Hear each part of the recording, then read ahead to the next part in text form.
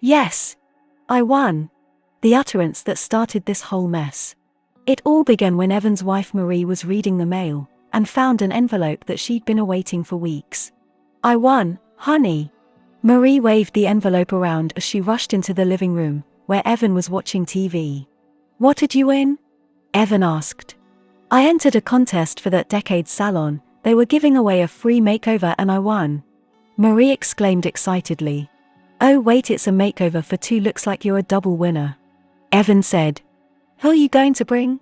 I dunno, say you're probably gonna hate this idea, but Marie started. What? Evan asked. What if you came with me? Marie replied.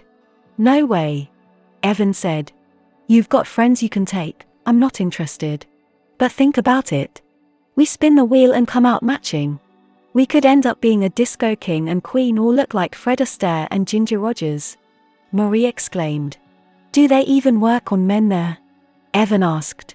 Probably, maybe, I don't know, Marie replied. Anyway, you owe me. I sat through that football game for you, and you agreed to do something I wanted to do. And I want to do this together. Fine, but I'm not letting them do anything I don't approve of. Evan insisted. Once Marie made the appointment, she anxiously awaited the bright Saturday morning that they'd be going into decades. So what makes this salon so special? Evan asked. So what? They can make you over like a hippie flower child. How's that any different than your regular salon? It's always random. You go in, you spin a wheel they have with different decades and styles listed, and whatever it lands on, you have to get. Marie replied. So anything's possible. I still don't like this idea. Evan said as he pulled into a parking spot across from the salon. Well, too bad. Marie playfully stuck out her tongue. This is my day. As they walked into the salon, Evan was taken aback at how bustling the place was. There were rows and rows of chairs and mirrors stretching into the building, and several curtains, which were soon revealed to be changing rooms as Evan saw many women walking out in period clothing. Though no men so far, but then again, even with regular salons, the clientele was far more feminine than masculine. Next to the receptionist's desk there was a large wheel, with little spaces on them with different decades written down. Hi, I'm Marie, I won the contest, for the makeover for two. Marie said at the front desk. The receptionist, a bottle blonde whose name tag identified her as Candy, looked over the voucher and looked up to see Evan lingering behind Marie. And is your second here? Candy asked. Right here. Marie pulled Evan next to her. Perfect, just take a seat in the waiting area and we'll be right with you, we're a little behind this morning. Candy said, motioning to a row of chairs. Marie took Evan to sit down and they watched the other clients getting worked on. For Evan, it was a showing of what the gimmick was, as he watched clients go in looking one way and coming out looking another. A young woman with hair down to her waist came in, spun the wheel, and it landed on the 1920s.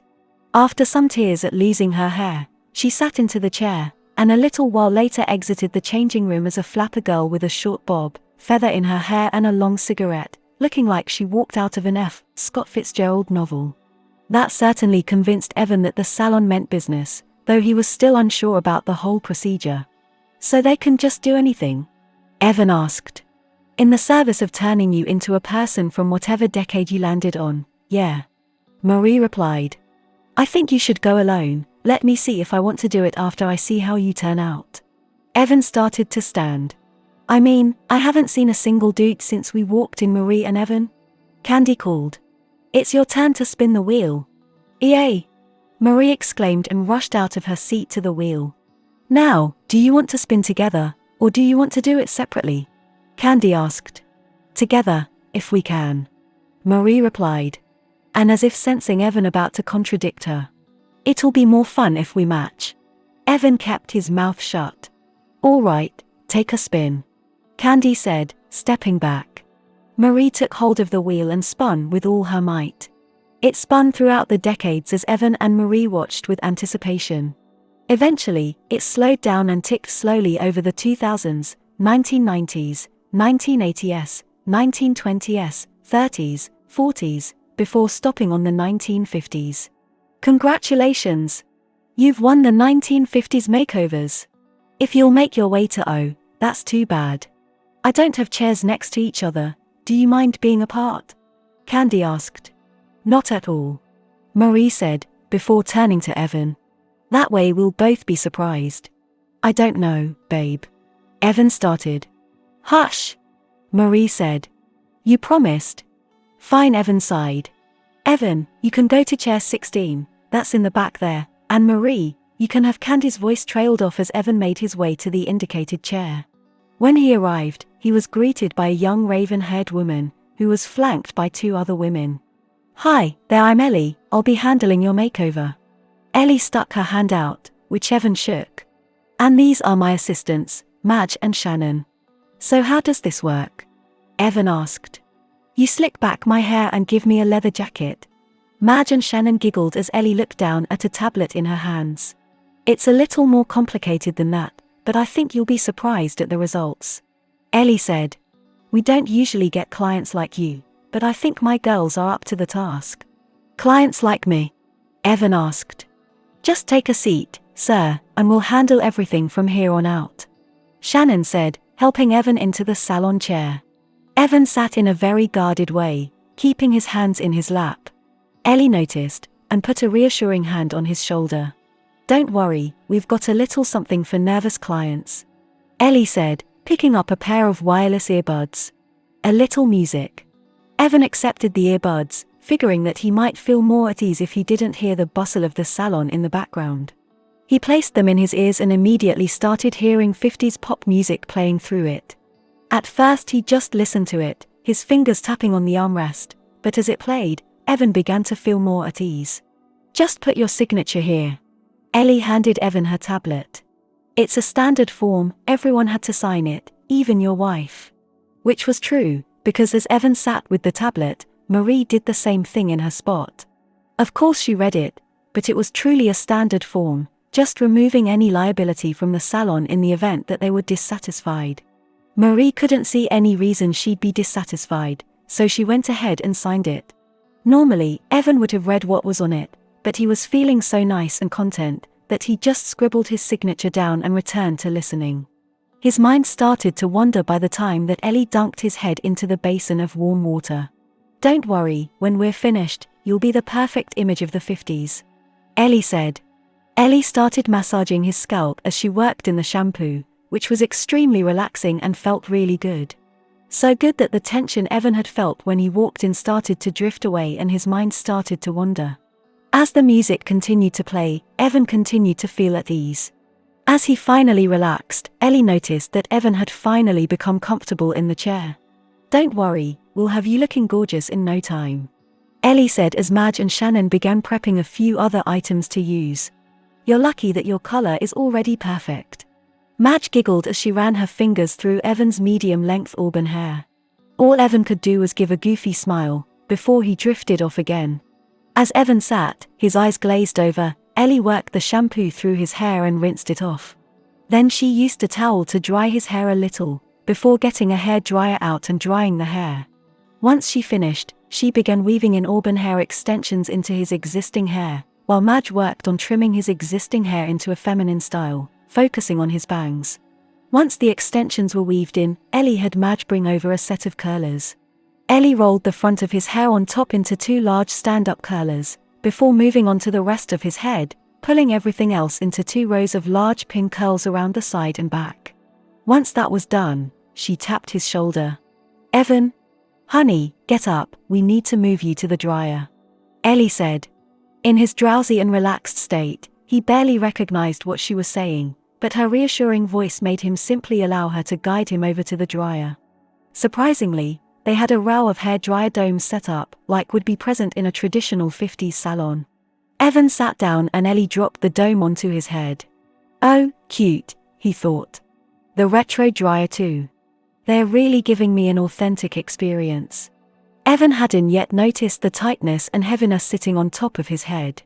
As he sat, Madge walked over and grabbed one of his hands, starting to file the nails. Evan wanted to object, but the heat from the dryer was making his drowsiness return and his eyes slowly shut once again. Evan's mind continued to wander, and the dome obscured his vision, so even when his eyes were open and focusing, he couldn't see past his own face. That meant that he wasn't aware when Madge started to shape his nails, nor when she started to attach acrylic tips and polish them a bright red, or when Shannon started doing some light makeup work on his face, brushing foundation and rouge onto his face and cheeks, using mascara on his eyes, along with some eyeshadow, and a light, coral shade of lipstick onto his lips. And even if he did, something about the music made him feel entirely at ease. Evan was so heavily at ease, in fact, that he didn't even notice when Madge took his shoes off and started giving him a pedicure. Once the dryer was lifted, he was stood up again and led back to the first chair, where Ellie started to undo the curlers, not that he could tell what she was doing. While she had faced his chair away from the view of the mirror, he noticed a heaviness on his face and hands. Ellie was blocking his hands as she undid the curlers, but he licked his lips and found an unfamiliar taste on them. "Is that lip balm?" he thought to himself. Once Ellie undid the curlers, she started to style his hair, which didn't take very long, before she tore the cape off and turned Evan around, revealing, "Oh my God!" Evan exclaimed. He looked like a woman. His hair was curly, reminiscent of a classic Hollywood starlet. His face was made up, with bright red lips, winged eyeliner, and delicately arched eyebrows. Evan raised his hand to his face, discovering his polished and rounded nails. He wanted with all his might to object, but for some reason, his shock gave way to a wave of contentment. "That's not all, Evan." Ellie helped Evan up and led him into one of the changing rooms. Hanging up was a garment bag, and Evan didn't put up a fight as Madge and Shannon helped him strip down, nor did he fight as they pulled a girdle over his waist, pantyhose over his legs, and a bullet bra over his chest. Once they pulled up a pair of panties, they moved onto the garment bag, opening it, revealing a red polka-dotted circle dress with a black waistband. "Feels nice, right?" Madge asked. Evan could sense that something was wrong, but he couldn't fight it. "Yeah," Evan sighed. Evan's feet were lifted and placed into a pair of red kitten heels. Shannon quickly put a pearl necklace around Evan's neck and attached 2 clip-on pearl earrings to his ears, taking special care not to knock out the earbuds. Once that was finished, Evan looked every bit the perfect 1950s housewife. "Come on, your wife is almost done." Ellie returned and grabbed Evan's hand, leading him to the front of the store. Marie was thrilled as she exited her dressing room wearing a blue polka-dotted circle dress. She looked gorgeous. In fact, she looked nearly identical to that girl standing over at the entrance. What are the odds that the wheel landed there twice in a row? Marie thought to herself. As Marie approached, Evan idly stood, swaying in the unfamiliar heels and playing with his skirt. "Oh, that was delightful," Marie gushed, before looking around. "Where's my husband?" "Right here." Candy pointed to Evan, who finally noticed Marie and waved to her. "Evan?" Marie questioned. You look gorgeous, but that's beside the point. You let them do this to you." Evan nodded dreamily as he gazed into his wife's eyes. Marie could tell that Evan wasn't thinking straight, but she couldn't help but notice what a good job they'd done on him. In fact, she wasn't quite sure, but Evan might have come out better looking than Marie herself. "You both signed the forms. If you're dissatisfied," Candy started. No, I'm not dissatisfied," Marie cut her off. It's unexpected, but Marie thought of all the macho football games or concerts that she'd been dragged to throughout her marriage to Evan. And if he said yes to everything? "Thank you girls so much," Marie said. "We'll definitely be back." "Glad you enjoyed your makeovers," Candy said. "Oh wait." Ellie rushed up and popped the earbuds out of Evan's ears. Evan's mind, which had previously felt like it was floating in Jell-O, suddenly started firing on all cylinders. And he was so shocked as he finally realized how he was dressed, spotting himself in a mirror, that he was speechless, his painted lips simply making a shocked expression. Marie quickly realized what was going on and quickly grabbed Evan's hand and led him out of the store. Despite a few stumbles in the heels, they managed to get outside with little incident. "Since it is still my day after all, I think we should go shopping," Marie said. "There's that new vintage store downtown. How does that sound, Evelyn? We'll need more than just these darling new outfits, wouldn't you say?" Evan started to nod, but his mind finally cleared, free of the music and atmosphere of the salon. He stumbled as he suddenly and quickly came to terms with his new look. Oh boy, Evan sighed.